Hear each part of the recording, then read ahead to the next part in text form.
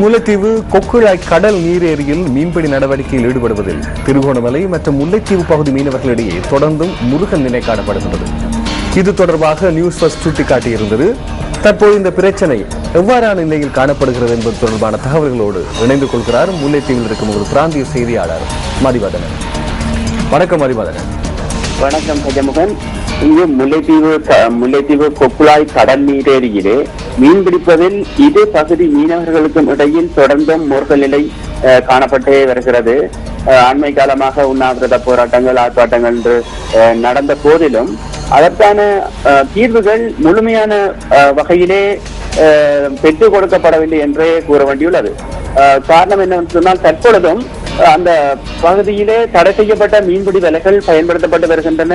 அதே மாதிரி வெளியிணைப்பு இயந்திரங்கள் பயன்படுத்துவதற்கு இலங்கை மீன்பிடி சட்டத்தின்படி கடல் நீரேரி பகுதியில் மீன்பிடிப்பதற்கு தடை விதிக்கப்பட்டிருக்கின்ற போதிலும் அந்த கடல் நீரேரியை சூழ உள்ள பகுதிகளில்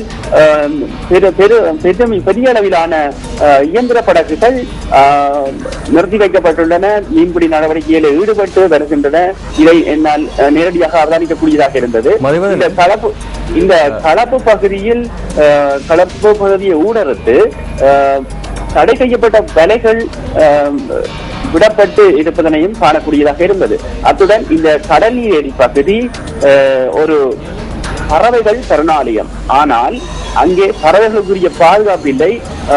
கண்டல் தாவரங்கள் மேலே ஒரு வலைகள், பழைய வலைகளை போட்டு அந்த வெளிநாடுகளில் இருந்து வருகின்ற பறவைகளை பிடிப்பதற்கான முயற்சிகளும் நடப்பதை என்னால் அவதானிக்கக்கூடியதாக இருந்தது. அந்த பழைய வலைகளின் உண்மையிலேயே இந்த மாவட்டத்துக்கு சொந்தம்.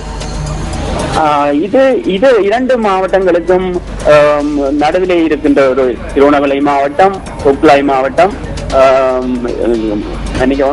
முல்லைத்தீவு மாவட்டத்துக்கும் சொந்தமானது. ஆனால் இது தொடர்பாக அதிகாரிகளை என்னால் எல்லை தொடர்பான பிரச்சனைகள் இங்கு காணப்படுகின்றன. இது தொடர்பாக அதிகாரிகளே முடிவெடுக்க வேண்டும்.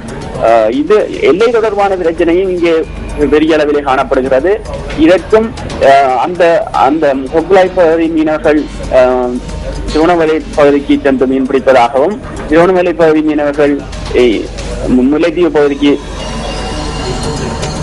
வருவதாகவும் குற்றச்சாட்டுகள் நிலவுகின்றன. இதற்கு சரியான ஒரு தீர்வு உரிய அதிகாரிகளால் மேற்கொள்ளப்படுகின்ற பட்சத்திலேயே இவ்வாறான முரண்பாடுகளையும் வன்முறைகளையும் தடுக்கலாம் என்பது என்னுடைய கருத்தாக இருக்கிறது.